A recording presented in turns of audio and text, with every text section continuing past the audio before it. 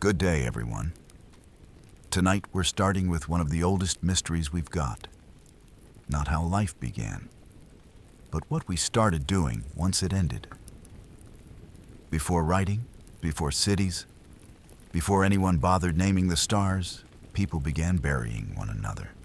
And not just the bodies. They buried things. Shells, pigments, blades, food. Objects that had no use 6 feet under.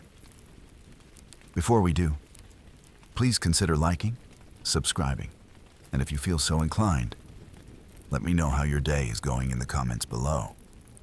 Without further ado, let's start with the decision. The decision to give the dead company. This is the first known proof that humans could imagine a world that didn't end where sight did. 60,000 years ago, in the Zagros Mountains of modern Iraq, a Neanderthal lay folded in the dust of Shanidar Cave. Around him, flower pollen. To an archaeologist, that's residue. To a human being, that's someone saying goodbye. Somebody stopped what they were doing, knelt beside a body, and decided it deserved ceremony. That's the beginning of us. From there, you see the same impulse repeating like a reflex. At sites from Israel to France, skeletons appeared dusted with ochre, iron-rich clay ground into crimson powder. It wasn't decoration. It was symbolism. Color as stand-in for blood, vitality. The idea that something once alive might still be made to look alive. The first makeup tutorial for eternity. Every grave good, no matter how crude, is a sentence in an unwritten language. A bead says you belonged. A knife says you might need this again. A shell, carried from miles away, says we went out of our way for you. Anthropologists call it material continuity.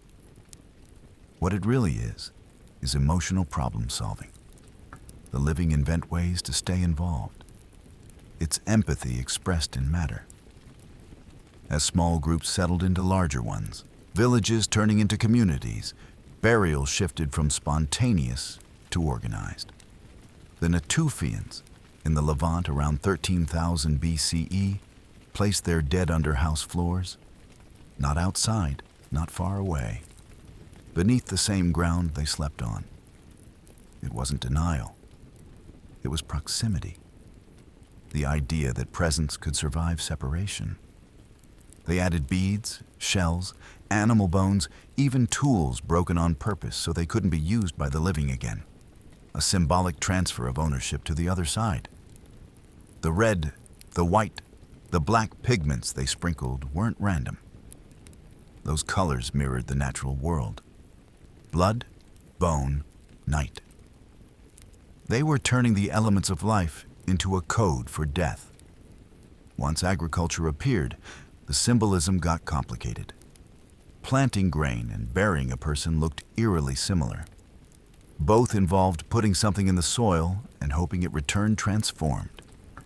Graves from early farming settlements contained seeds, jars of oil, even tiny sickles. You can hear the reasoning behind it. If death is like planting, give them the tools to grow again. But not all offerings were practical. Some were psychological IOUs, the promise that the dead would still have a place in the social order. A burial mound wasn't just a resting place. It was a monument to belonging. When we plant flags today, when we build tombstones with our surnames carved deep enough to outlast the stone, it's the same instinct. Make memory physical so it can't argue back. By 7000 BCE, in southern Anatolia, a city called Çatalhöyük rose from mud brick. Inside its densely packed houses, archaeologists found dozens of skeletons sealed beneath plastered floors. People literally built their homes on top of their ancestors. When a new generation arrived, they reopened graves, took the skulls, painted them, and displayed them on walls. Imagine living in a place where the past wasn't behind you. It was in the house, watching. And yet it worked. a village that kept its dead close stayed rooted. Memory wasn't abstract. It had weight, smell, and location. Burial goods there were modest: beads, mirrors made from obsidian, tiny clay figurines of bulls. Each one a conversation between generations. The dead became foundation stones, literally. When people learned to stack stone, they started stacking memory. Cairns became tombs, tombs became temples, and the offerings grew heavier. Somewhere along that line, reverence turned into infrastructure. Egypt made it policy. 3,000 years before Christ, the Nile Valley ran on two certainties. Floods would come, and everyone would die. Egyptian religion treated both as cycles, not endings. So they engineered a system where dying was a bureaucratic process. You were mummified, organs removed, body dried, wrapped, labeled, then loaded with paperwork for the next world. Amulets for protection, scarabs for luck, jars for your lungs, liver, stomach, and intestines, each guarded by a minor god, with an animal head and a solid work ethic. The tomb was a machine for continuity. Inside, you'd find carved lists of possessions: furniture, chariots, weapons, wine, and a decent amount of jewelry. In one burial, archaeologists found a game board, senet, set up mid-play, as if death had simply called time out. The rich built pyramids, the middle class built mastabas, the poor made do with sand and faith. But the impulse was identical. Send them equipped. It was less about greed than responsibility. If a loved one suffered in the afterlife, it reflected badly on the family. Spiritual customer service, Bronze Age edition. The Greeks refined the idea and gave it rules. When someone died, relatives placed a coin under their tongue. Payment for Charon, the ferryman who rowed souls across the river Styx. It's a perfect myth for a bureaucratic culture. Even in death, you still owe someone money. Forget the coin, and you wander the shores forever. A cosmic late fee. But the coin's real function was emotional bookkeeping. It gave the living a task, something to do amid helplessness. The act of giving a coin made the loss feel managed, documented. Graves across Greece and Italy show the same pattern. Pottery filled with food, small mirrors, perfume bottles, weapons. Some items were replicas, cheap clay stand-ins for real wealth. Because compassion, like everything else in antiquity, was means-tested. In Rome, the practical and the spiritual shared a workshop. Romans buried their dead outside city walls, along roads leading in and out. So every traveler had to pass the monuments of those who came before. You couldn't leave or enter without being reminded that citizenship ended at the gate of breath. Inside tombs, offerings were scented oils, lamps, jewelry, or a few drops of wine poured through carved funnels into the ground. A literal drink with the dead. They called it refrigerium, refreshment, as if the deceased were just taking a long break before clocking back into eternity. Rome industrialized remembrance. Tombs lined highways like billboards for the afterlife. Each inscription was half prayer, half resume. Name, profession, virtues, who paid for the monument, who should keep it clean. Even in death, there was paperwork. The artifacts change, but the logic doesn't. Every culture invents a reason to keep caring after reason says you shouldn't have to. By the time the Iron Age rolled around, burial goods were less about securing paradise and more about declaring identity. Warriors were buried with their weapons not because they thought they'd fight ghosts, but because a sword was proof they'd mattered while breathing. And when you find a farmer buried with a plow or a woman with her weaving tools, you're seeing autobiography carved in soil. The living needed to know who they'd lost, The dead needed to be remembered as someone specific. Objects did both jobs. We like to imagine the ancients were superstitious. Maybe they were. But superstition is just another word for empathy under pressure. They couldn't stop the dying, so they negotiated with it, one artifact at a time. By the time you reach the northern edges of Europe, death looks less like sleep and more like theater. Stone barrows rise from the tundra. Cremation pyres burn against snow. And the living build farewell parties loud enough to wake the gods. The Vikings understood that reputation was the only immortality worth chasing. To die was inevitable, but to be forgotten was the second death, the one that really mattered. So when a chieftain died, the funeral wasn't private grief. It was public proof that he had lived like a storm. In the 10th century, an Arab traveler named Ahmad ibn Fadlan witnessed a Norse funeral on the Volga River. He described a ship dragged ashore, filled with offerings, weapons, food, coins, and a sacrificed horse, then set on fire. The smoke rose like a signal, announcing to the afterlife that a warrior was on his way. It wasn't just ritual, it was logistics again. The ship was transportation, the flames propulsion. The dead man was being launched like a message in a bottle toward eternity.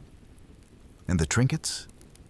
Tools for the voyage, a blade to fight, an oar to steer, a cup to drink. Everything he'd need to live a second version of the same life. One where valor had no hangovers. The Vikings weren't unique. Across Iron Age Europe, from the Celts to the Slavs, the pattern repeats. The richer the burial, the louder the statement. It said to the living, our leader was worth this much firewood, this much gold, this much grief. There's a reason so many of these graves were robbed. Even centuries later, people sensed that power lingered there. We talk about grave robbers like villains, but they were historians with bad manners. They were drawn to the idea that what you owned could outlast you. That somewhere inside the barrow, the story of a life had been folded and stored. Gold, silver, bronze, metals have always been the language of eternity. They don't rot, they don't rust easily, and they shine even underground. To bury wealth is to say, this person mattered enough to waste something valuable. It's paradoxical generosity, destroying wealth to prove you can. Like burning money to show you're rich. In some cultures, objects were broken before burial. Swords bent, spears snapped, a symbolic retirement. The idea was simple. If the object still had life in it, it might resent being trapped underground. Break it, and it couldn't come back to haunt you. Farther south, the Greeks kept things neater. Death was a process with a dress code and itinerary. Mourners washed and anointed the body, placed a coin for Charon, and laid offerings. Wreaths, amphorae of wine, sometimes a mirror for vanity's sake. Because even in death, presentation mattered. Their philosophers obsessed over the soul's journey. Plato wrote that the body was a prison and dying was release. But the average Athenian wasn't reading Plato. They were reading omens. Graves show toys for children, tools for men, jewelry for women. A portrait of daily life sealed in marble. Death to them wasn't interruption, it was continuity. You lived the same life again, just in a cleaner neighborhood. Rome took the Greek system and turned it into paperwork. Everything had a rule. How long you could mourn, how big your tomb could be, what kind of offerings were acceptable. They were obsessed with status. Even corpses had social hierarchies. The rich were embalmed, paraded, and entombed in grand mausoleums. The poor were tossed into communal pits called puticuli. open-air mass graves. But for the middle classes, there was a ritual sweet spot.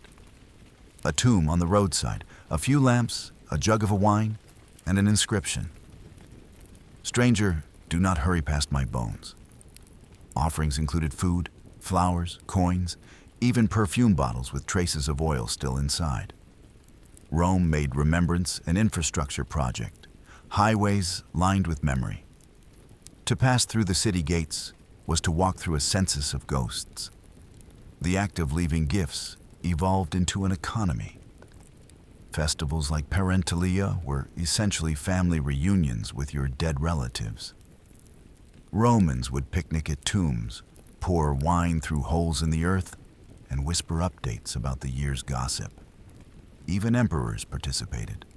Augustus held public ceremonies where he honored his ancestors like shareholders in his legacy. It wasn't faith, it was branding. Death became public relations, a way to display lineage, wealth, and moral virtue. If you could afford better marble, your piety lasted longer. Meanwhile, Egypt's obsession with funerary goods infected everyone who traded with them. Phoenicians, Nubians, even early Greeks adopted versions of their rituals, scaled down for export. Egypt had turned death into an industry. Craftsmen specialized in making amulets, figurines, and miniature servants called shabtis, little statues meant to do your chores in the afterlife. Basically, spiritual interns. An entire economy revolved around preparing for eternity.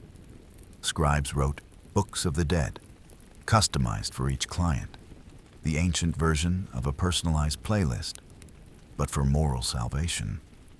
If you were rich, your tomb read like a resume. Here lies the overseer of royal granaries, justified before Osiris, eater of fine bread, beloved of the gods. And inside, jars of honey, baskets of grain, and tiny beer mugs to keep him occupied forever. Death was just administration, with better lighting. Further east, Persia treated the body as sacred pollution, too impure for earth or fire. Zoroastrians left their dead in open stone towers for vultures to clean, a practice still known as sky burial. The body returned to nature directly, but trinkets remained important. Coins, jewelry, and carved seals accompanied the deceased up the tower steps, not for the afterlife, but as identity markers. Because even if the flesh vanished, the person had to remain traceable. In their cosmology, truth, asha, was order, and lies, druj, were decay. To die was to risk drifting into the latter. So every ritual gesture was an anchor. When you see a seal stone pressed with a royal emblem lying beside a corpse, it's bureaucracy again. The soul's passport through cosmic customs. By the first millennium BCE, the practice of burying goods was nearly universal. Every continent where people had settled shows evidence of the same instinct. In the Americas, the Olmec and later the Maya left jade masks and obsidian blades. In Africa, Nok burials held terracotta figurines. In China, the Zhou and Shang dynasties interred bronze vessels, weapons, and sometimes entire chariots. You can draw a straight line from the first handful of flowers in Shanadar Cave to a full-sized bronze chariot sealed beneath a royal tomb. The idea never changed. Only the budget did. No civilization took the concept further than China. Their afterlife was a mirror version of the living world, bureaucratic, hierarchical, and obsessively documented. When Emperor Qin Shi Huang died in 210 BCE, he wasn't buried with mere trinkets. He was buried with an entire clay army, 8,000 life-sized soldiers, each one unique, equipped, and standing guard. It was less tomb, more underground empire. Nearby, archaeologists have found musicians, acrobats, and miniature palaces, all sculpted for eternity. If Egypt tried to manage the afterlife, China tried to staff it. Even ordinary burials contained minki, spirit objects, pottery models of houses, animals, and servants. They weren't symbolic, they were functional in the metaphysics of bureaucracy. Your spirit would need workers, livestock, and decent housing. Eternity, after all, demanded management. There's an irony here. The more confident a civilization was in its religion, the more it buried with its dead. Faith and anxiety grew in tandem. If you truly believed paradise awaited, you wouldn't need to bring luggage. But humanity's always been bad at trusting promises. So we built safety nets out of bronze and clay. Each offering was a hedge against uncertainty, a way of saying just in case to the universe. And that phrase, just in case, might be the real origin of religion. Cremation didn't stop the practice. Even when the body turned to ash, the living still buried urns with gifts, rings, amulets, bits of coin pressed into the clay. Fire purified the flesh, but not the attachment. You can't burn memory out of a species built to remember. By the time the Silk Road connected these worlds, burial goods had become globalized. Chinese paper money, Persian jewelry, Greek coins, Egyptian amulets, all traded, copied, and carried along the same routes as silk and spice. Everywhere humans went, they left two things: settlements and graves. Both said the same thing: we were here. We believed it meant something.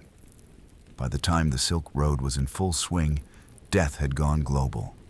Egyptian charms turned up in Persian graves, Persian coins in Greek ones, and silk threads in tombs thousands of miles from their origin. We were exporting belief, mass-producing the idea that objects could bridge mortality. But nowhere did that idea evolve more vividly than in the East. China, Japan, and Korea didn't just leave things for the dead. They built entire economies around them. In China, the concept of Ming-Qi, spirit objects, matured into an art form. By the Han Dynasty, burials had become miniature cities. Tombs contained pottery houses, courtyards, animals, even well-modeled bathrooms. The logic was consistent. If the afterlife mirrors the living world, you'd better furnish it properly. But there's another layer, the psychological one.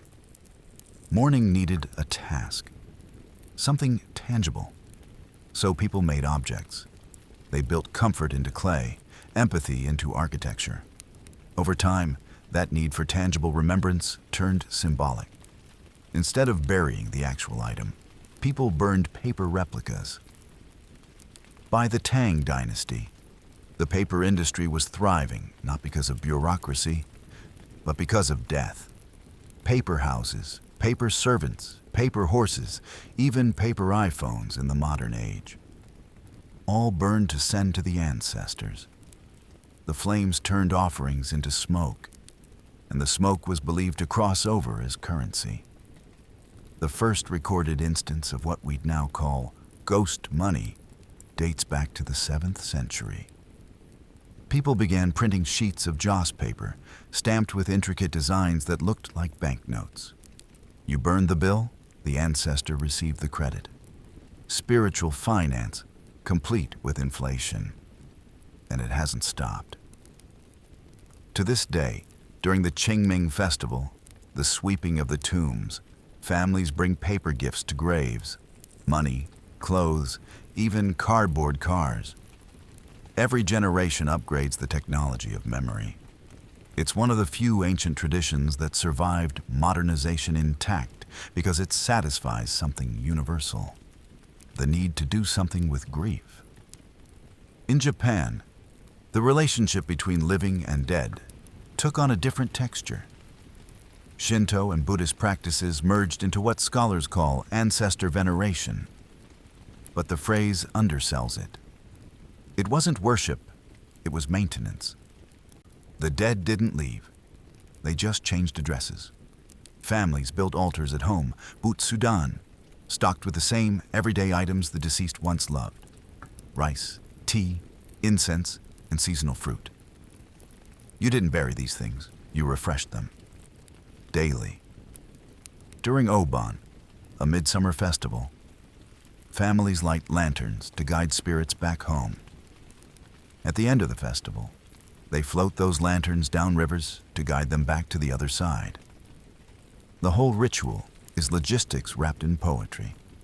No theology, no fear, just traffic control for souls. Where the West imagined the dead as gone, Japan imagined them as present but invisible.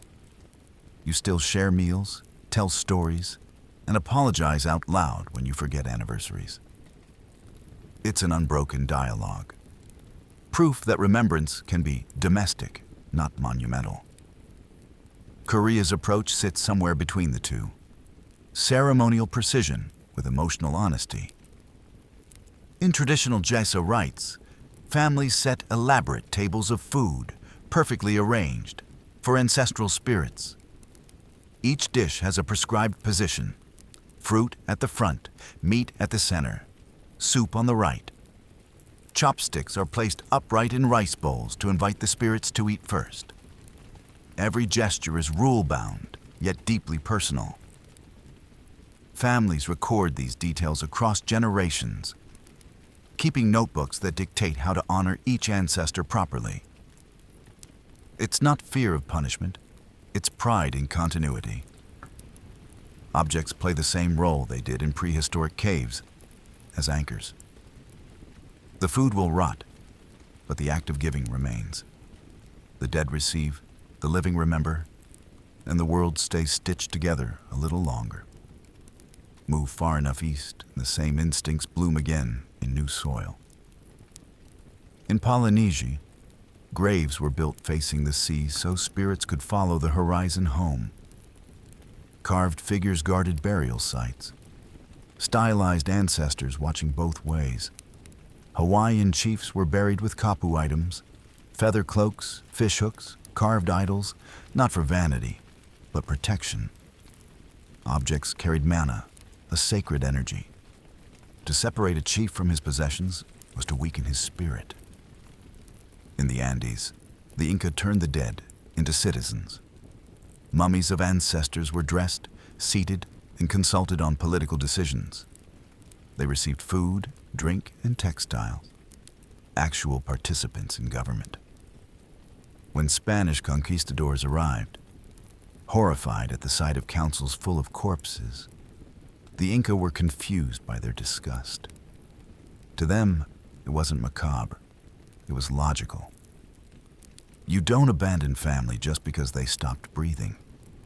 Even in medieval Europe, supposedly dominated by Christianity's clean break between life and afterlife, the old reflex survived. People still buried trinkets: a rosary, a pilgrim's shell, a scrap of a saint's cloak, a lock of hair. Relics and keepsakes blurred the line between sacred and sentimental. The church tried to regulate it. Burial was supposed to be solemn, uniform. But ordinary believers couldn't help themselves. They slipped small tokens into coffins: wedding rings, favorite books, even dice. Each object a small rebellion against abstraction. You can feel the tension in medieval theology. Priests preached salvation through faith, not things. But parishioners kept sneaking things in anyway. Because faith comforts the mind, ritual comforts the hands. By the 10th century, Europe had industrialized sanctity. Pieces of saints' bones, fragments of the true cross, and dried drops of holy blood were traded, sold, and displayed in jeweled reliquaries. People traveled for miles just to glimpse a splinter encased in gold. It wasn't about owning the object. It was about proximity to transcendence. Touching bone meant touching eternity. You could argue that relics were the Christian version of grave goods, the living borrowing holiness from the dead instead of giving gifts to them. Same mechanism, reversed polarity. By the Renaissance, tombs were art projects. Sarcophagi carved like thrones, inscriptions boasting of virtue and lineage, entire families posed in eternal marble selfies. Death had become an aesthetic. Then came the Black Death, and for a time, death lost its luxury. When entire cities die within weeks, there's no time for gold or ceremony. Bodies went into pits, unadorned. The old rituals collapsed under the weight of scale. But even then, people found ways to improvise. Amulets, herbs, handwritten prayers, anything portable that might guard against contagion or spiritual fallout. Even in panic, we reach for the same thing, an object to negotiate with fear. After the plague, Europe's relationship with death changed permanently.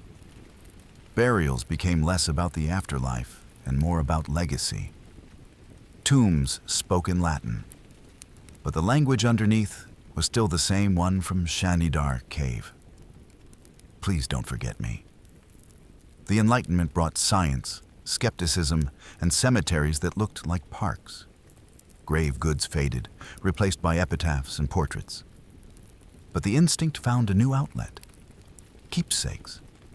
In Victorian England, mourning became an industry. People kept lockets of hair, brooches woven from the deceased's curls, and photographs taken post-mortem with the living. Morbid by modern standards, but at its core, the same transaction, turning absence into something tangible. Mourning jewelry became coded language. Black enamel for loss, pearls for tears, seed pearls for children. Every bead was a syllable in the grammar of grief. Even the practice of placing flowers on graves, seemingly innocent, is just the old ritual in new form. We still give the dead perishable beauty, as if to say, this decays fast enough to keep up with memory. Psychologists today talk about continuing bonds. The idea that healthy mourning doesn't mean letting go, but maintaining connection. Turns out prehistoric humans figured that out first. From red ochre to jade masks to paper money, every culture arrived at the same coping mechanism. Externalize memory so it doesn't die with you. Objects are ghosts we can hold. They remind us that death isn't only loss, it's also conversation. A long, slow one carried on through artifacts, rituals, and anniversaries. Even atheists keep it going. Look at a modern graveyard. Flowers, flags, photos, stuffed animals, letters in plastic sleeves. We still leave trinkets. We just don't admit we're praying. In our time, the offerings have gone digital. Memorial pages, online shrines, AI chatbots trained on the dead, new technologies playing ancient roles. People light virtual candles, leave comments instead of coins. Different materials, same emotions. We like to think we've outgrown superstition, but scroll through a memorial feed and you'll see the same pattern. Miss you. Hope you're at peace. Say hi to Grandpa for me. All variations of a sentence 60,000 years old. We still talk to the dead because silence never feels natural. Maybe that's the heart of it. We bury the dead with things because the brain can't process absence. When someone disappears, it's too abstract. We need texture, color, weight, something to make the loss behave like an object we can manage. Trinkets do that. They turn grief into labor. They give form to something formless. That's not superstition. That's engineering. We've been trying to build bridges across mortality since before we could spell it. From the Neanderthal's flowers to the smartphone-shaped paper offerings burned today, the gesture hasn't changed. We keep sending care packages into the void, just in case. And maybe that's the most human thing we do, to act as if love can cross any boundary, even the last one. Because maybe it can. Not literally, not supernaturally, but emotionally. We're the only species that remembers enough to ache, and creative enough to turn that ache into ritual. Our ancestors built pyramids and pagodas, carved jade and gold, wrote scriptures and prayers, all chasing one simple truth. The dead still matter, because memory is the only afterlife we can prove. When archaeologists dig, they're not just unearthing bones and beads, they're reading diaries written in dirt. Every artifact in a grave is a sentence someone meant to finish. A goodbye, a blessing, a plea. But the longer we study these graves, the more they start looking less like history and more like mirrors. Because buried in all those layers, beneath the weapons, jewelry, coins, and charms, is the same human logic we use now. If something hurts, make it physical so you can handle it. We call it archaeology. They called it love. The profession began with looters who accidentally invented empathy. In the 19th century, European explorers tore through tombs looking for gold and prestige. They stole what ancient mourners had offered, pried open sarcophagi, and called it discovery. But something unexpected happened. The more they found, the less they could dismiss it as primitive superstition. The care, the repetition, the precision. It was too consistent across time and geography. When Howard Carter found Tutankhamun's tomb in 1922, the world went silent. For the first time, modern eyes saw an ancient person surrounded by everything they loved. Games, sandals, bows, wine jars, beds. It wasn't just treasure. It was a life, perfectly packed for departure. Carter didn't just open a tomb. He opened the realization that ancient grief looked exactly like ours, just dustier. Modern science can carbon date a burial down to the decade, but it still can't quantify the emotion behind it. We can analyze what a pot was made of, but not what the pot meant.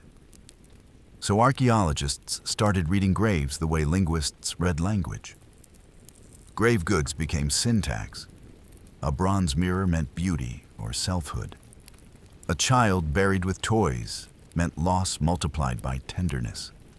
An adult buried with weapons meant identity. The role they carried so strongly, it had to follow them. When you map these patterns, a surprising thing emerges. The invention of compassion predates civilization. Empathy is older than agriculture. The first thing we built wasn't a wall or a tool. It was a ritual for someone who couldn't build anymore. That's why anthropology treats burial sites like classrooms. They teach us what a culture feared, what it hoped for, and who it thought deserved remembrance. Some of the most heartbreaking finds aren't royal tombs, but anonymous graves. Like the 30,000-year-old burial at Sungir, Russia, 2 children, buried head to head, draped in mammoth ivory beads. More than 10,000 beads, each carved by hand, each taking an hour to make. 10,000 hours of labor for 2 lives that ended before adolescence. You can't quantify that kind of devotion. It's not utility, it's declaration. They weren't just burying bodies. They were asserting value, saying these children mattered enough for the tribe to stop and carve time itself into beads. Every ancient grave with deliberate beauty in it is a rebellion against meaninglessness. Not everyone did. For most of human history, burial with goods was a privilege, not a right. The poor decomposed quietly. The elite were embalmed in glory. Death was the ultimate class divide. But occasionally, archaeology exposes moments of resistance. Graves where ordinary people were buried with symbols of defiance. A blacksmith interred with his tools. A slave buried with jewelry she likely wasn't allowed to wear in life. A woman laid to rest with a sword. These are small revolutions written in silence. Every object says, "In death, I am my own." And every archaeologist who uncovers them becomes, in a way, a second mourner. The deeper you look, the clearer it gets. What people leave with the dead tells you exactly what they feared losing in life. When societies believed the afterlife was a continuation, they packed luggage. When they believed it was judgment, they packed gifts. And when they believed nothing followed at all, they still packed something because doing nothing felt worse. That's the human paradox. Even when we think there's nothing beyond the grave, we keep sending things into it. You could call it denial. You could also call it devotion. Sometimes what's missing says even more. In some ancient cultures, refusing burial was the worst punishment imaginable. To die unburied meant losing your afterlife, your memory, your identity. Achilles knew it. So did Antigone. They fought not for bodies, but for what bodies meant. Modern wars still echo that obsession, the relentless recovery of the fallen, the demand to bring them home. It's not about bones. It's about narrative closure. Without it, the living remain stranded in the middle of the story. We dig graves not just to bury the dead, but to finish the sentence. When we look at a burial site now, we're really looking at a reflection. We see our own hands in theirs, arranging, preserving, hoping. The irony is that by studying how others mourned, we built our own immortality. Museums are just modern tombs where we store ancient grief. Glass cases instead of sarcophagi, labels instead of prayers. Visitors lean in, whispering about artifacts in the same reverent tone priests once used over altars. We call it culture, but it's still worship. Only now, the God we pray to is history. When you think about it, our entire species' story could be told through its grave goods.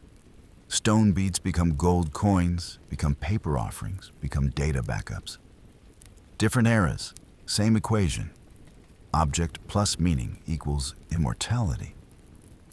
Every time we create art, build monuments, post photographs, or save voice messages, we're practicing a form of burial. We're storing ourselves for future archaeologists.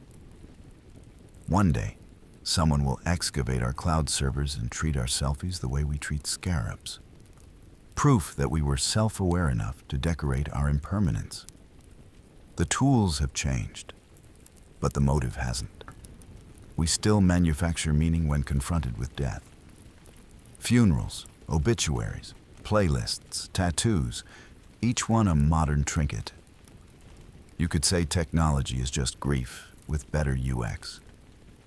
We made bronze so memories wouldn't rust. We made paper so they could travel. We made silicon so they could speak back. All of it comes from the same refusal to accept that love ends where breathing stops. Look long enough at ancient burials, and you start to see a strange inversion. We think we're studying them, but they're really describing us. Their rituals reveal what's universal. We hate uncertainty. We love continuity. And we'll turn anything, stone, gold, pixels, into a bridge to the people we lose. That's not sentimentality. That's engineering at the scale of the soul. Every culture figured it out independently, which suggests it's not cultural at all. It's neurological. The human brain can't process erasure, so it invents continuation. And from that impulse came every religion, every story, every piece of art. In 2018, researchers found a 15,000-year-old burial in Mount Carmel, Israel. A woman buried with a leopard's pelvis, an eagle's wing, and 50 tortoise shells. No gold, no jewels, just symbols of power, grace, and longevity. She was a shaman. The earliest evidence of a person whose job was to manage the boundary between life and death. Even then, the trinkets weren't for vanity. They were credentials, tools for crossing over. Fast forward 15 millennia, and we're still doing the same thing, dressing our dead in symbols of what they were and what we hope they've become. If you strip away the religion, the philosophy, the superstition, what's left is the most practical idea imaginable. Objects remember when people can't. That's why we still keep our grandparents' watches in drawers, medals in boxes, ticket stubs in wallets. These are our personal grave goods, our little rebellions against oblivion. We don't call them that, but that's what they are. Relics of love pretending to be souvenirs. And when we die, someone else will decide what to keep. The chain never breaks. It just changes hands. So maybe the reason we've always buried the dead with trinkets isn't because we believed they'd need them, but because we did. Because leaving something behind makes absence feel survivable. That's why the Neanderthal pressed flowers into dust. Why Egyptians filled tombs with gold. Why the Chinese burned paper phones. And why we still leave flowers on cold granite. It's not belief, it's participation. The living finishing what the dying couldn't. Archaeologists sometimes talk about object biographies. The idea that things have lives of their own. A necklace carved by one hand, worn by another, buried with a third, found by a fourth. 4 lives, 1 thread. That's the truest definition of eternity we've managed so far. Continuity through touch. Every trinket ever placed in a grave is still performing its function. It's still connecting 2 minds across impossible distance. The giver and the gone. A perfect machine for empathy. When the first human stood over a body and decided to give it something, a shell, a flower, a handful of pigment, they weren't inventing religion. They were inventing responsibility. The recognition that death doesn't end relationships, it changes their format. That moment was the birth of civilization. Because to care for the dead is to imagine a future, and to imagine a future is to believe in something bigger than survival. That's where everything began. Maybe the only afterlife we ever really get is the one we build for each other, in memory, in stories, in the small, deliberate kindness of giving the dead something to hold on to, even if it's only for our own peace. We've been doing it for 60,000 years. And judging by the museums, the festivals, the flowers, and the photos still propped up against headstones, we're not stopping anytime soon. With that, I wish you a great rest of your night. Tomorrow will bring wonders that you cannot fathom yet. Whatever you are holding on to will soon pass. Good night and sleep well.